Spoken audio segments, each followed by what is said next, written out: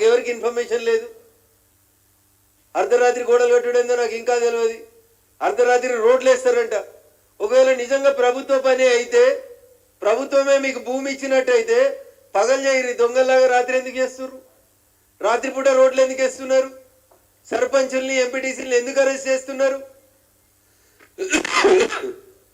ఏం హక్కుందని నిన్న అర్ధరాత్రి తీసుకుపోయినటువంటి ప్రజాప్రతినిధుల్ని ఇంకా 18 గంటల నుంచి మీ కష్టంలో ఉంచుకున్నో మా సంగారెడ్డి జిల్లా పోలీసులు చెప్పాలి.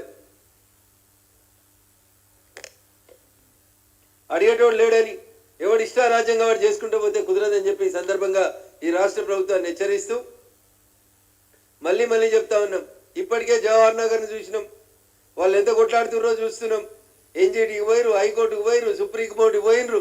మీరు ఒకసారి ఏసుడు మొదలు పెడితే ఇక దాన్ని ఆపుడు కష్టం.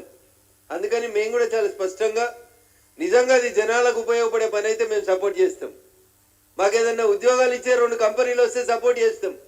కానీ చెత్తను తెచ్చి, పట్నం చెత్తను తెచ్చి పల్లెటూర్లలో వారేస్తాం, మీరు భరించుండ్రి, జిహెచ్ఎంసీ కంపెనంతా మీ మీద వదిలేస్తామంటే మేము భరించడానికి సిద్ధంగా లేం. ఇప్పటికే దుండిగల్ ప్రాంతాన్ని నాశనం చేసిరు, జవహర్ నగర్ని నాశనం చేసిరు, హైదరాబాద్ అయిపోయింది, రంగారెడ్డి అయిపోయింది. ఇక పచ్చగా మిగిలింది ఆ పటాన్ చెరువు చుట్టుపక్కల ఇంత అడవులు, నర్సాపూర్ చుట్టుపక్కల ఇంత అడవులు మిగిలితే ఆ పటాన్ చెరువు, నల్లవెల్లి, నర్సాపూర్ అడవుల మధ్యలోకి వచ్చి మీరు ఈ మంట పెట్టాలని చూడడం అనేది మంచి పద్ధతి కాదు. అయ్యా జిహెచ్ఎంసీ కమిషనర్ గారు, సంగారెడ్డి జిల్లా కలెక్టర్ గారు, పోలీసుల పహారలో మీరు వేస్తున్న రోడ్లని, మీరు చేస్తున్న పనులని రాత్రిపూట కొనసాగించేది ఉంటే ఖచ్చితంగా వాటిని ఆపేందుకు ఇక్కడి నుంచి అక్కడికే వస్తామని చెప్పి ఈ సందర్భంగా వారికి చాలా స్పష్టంగా హెచ్చరిస్తా ఉన్నాం.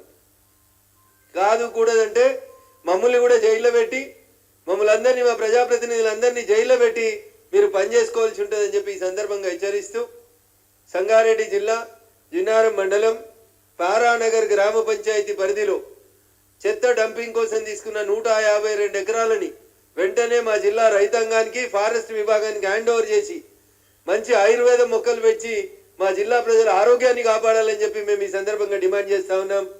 చెత్తని ఎట్టి పరిస్థితులలో భాగ్యనగరం నుంచి, హైదరాబాద్ నుంచి మా మెదక్ జిల్లాకి చెత్తను పంపే కార్యక్రమాన్ని విత్డ్రా చేసుకోవాలని చెప్పి ఈ సందర్భంగా మేము డిమాండ్ చేస్తా ఉన్నాం, హెచ్చరిస్తా ఉన్నాం. ప్రత్యక్ష పోరాటాలకు వచ్చేదాకా చూడొద్దని చెప్పి ఈ సందర్భంగా గౌరవ ప్రజాప్రతినిధులందరూ కూడా తెలియజేస్తా ఉన్నాను.